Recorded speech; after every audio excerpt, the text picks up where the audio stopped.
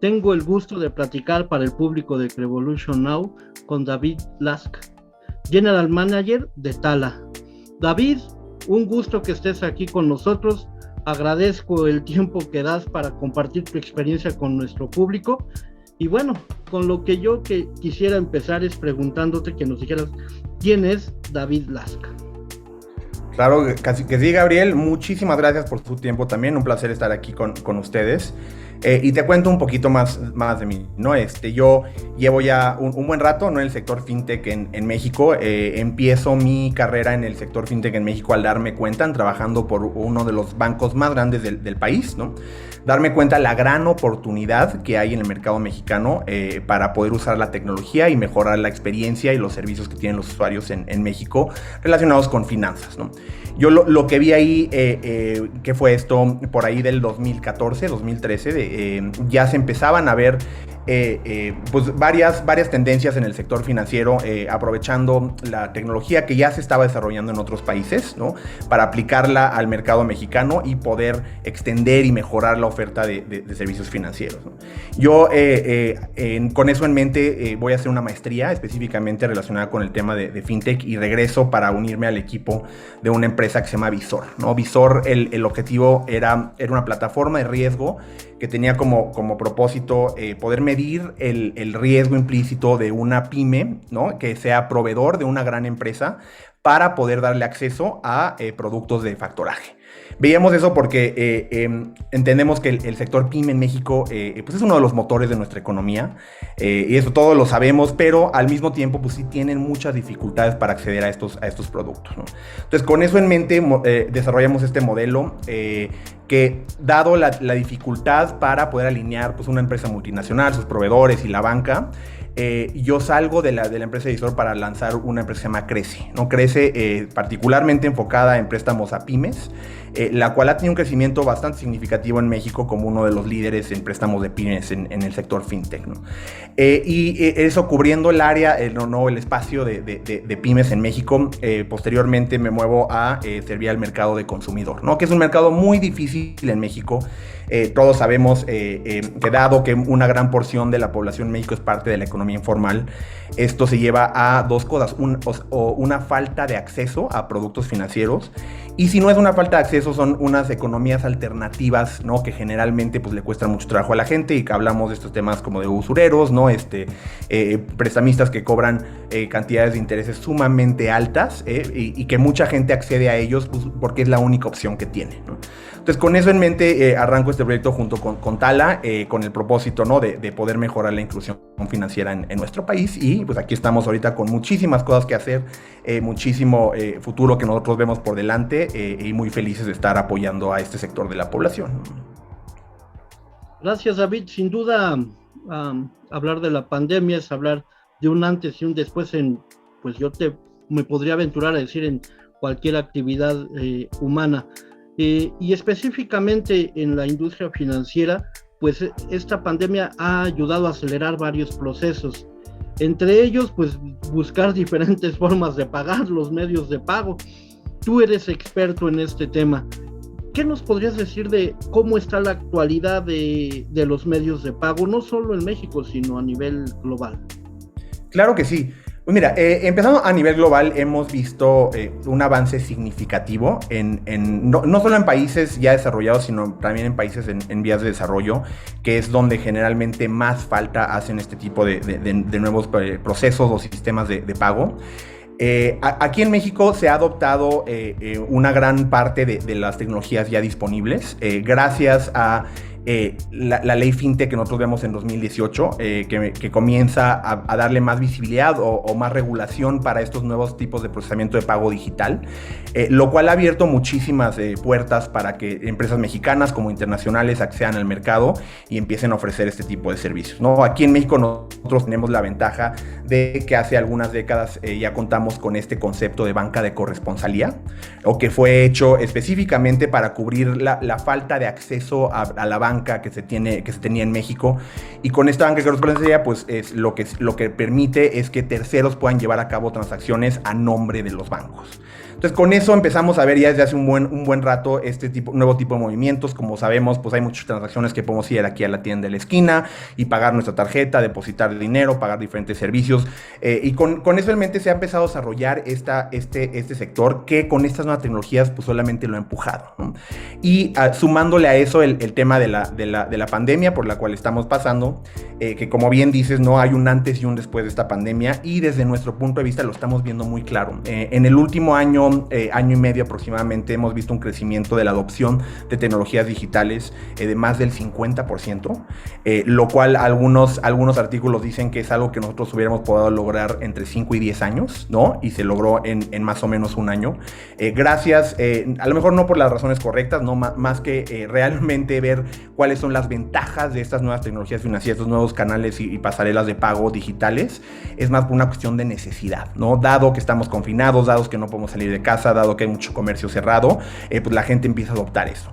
Pero al mismo tiempo, y como lo vemos nosotros, que empieza a abrir las puertas para seguir desarrollando este modelo digital, ¿no? Que más gente pueda transaccionar desde un celular, que gracias a que México tiene una buena penetración de telefonía celular, esto pues el camino está trazado, ¿no? Para poder seguir creciendo en estos temas.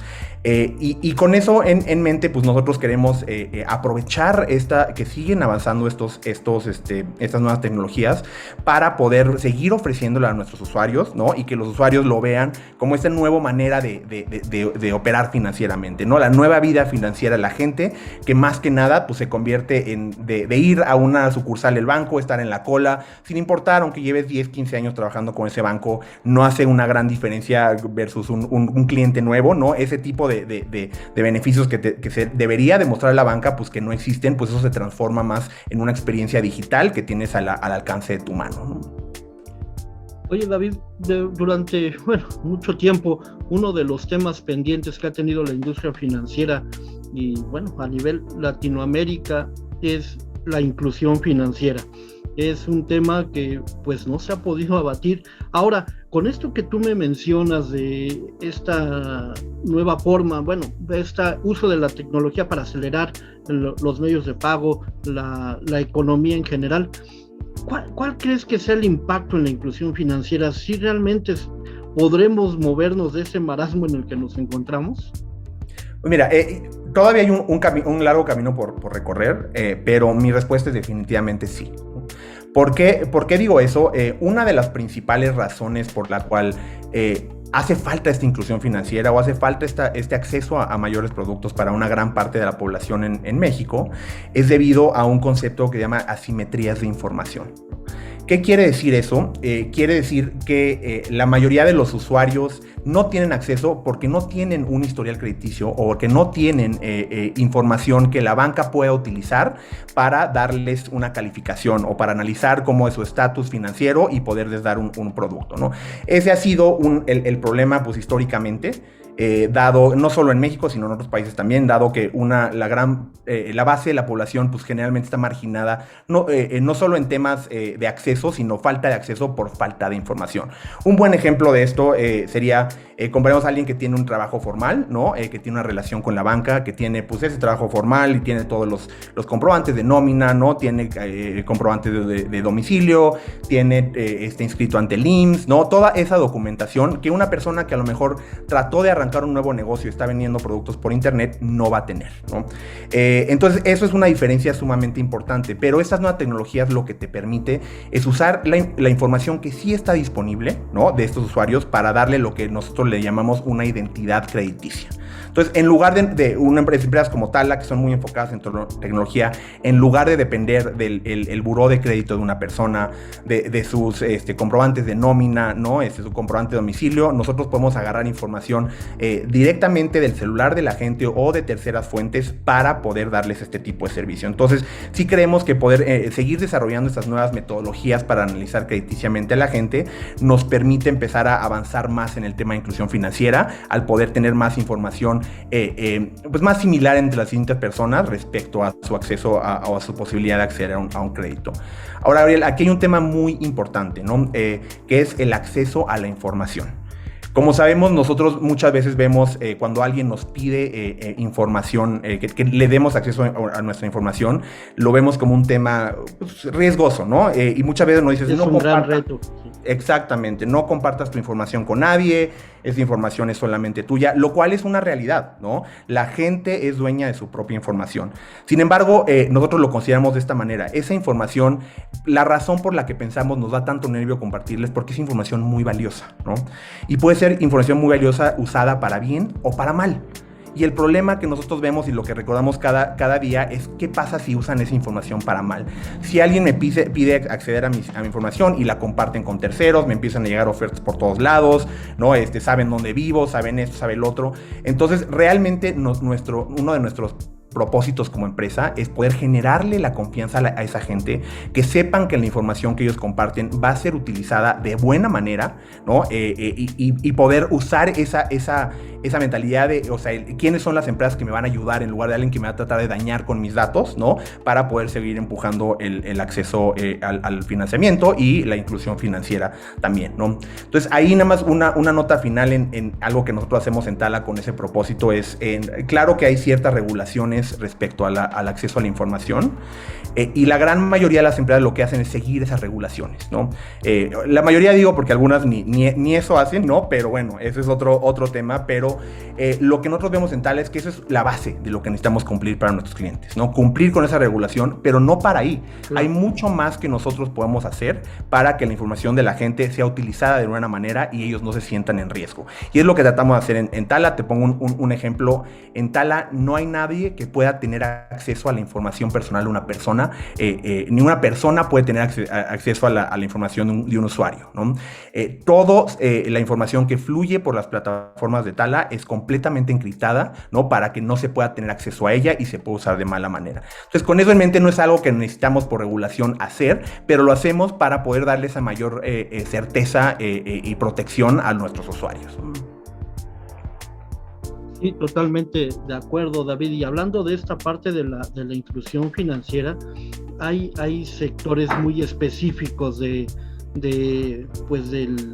la población mexicana hablando de finanzas. Y una de las primeras personas a las que le escuché hablar sobre ellas, sobre las famosas nenis, fue a ti.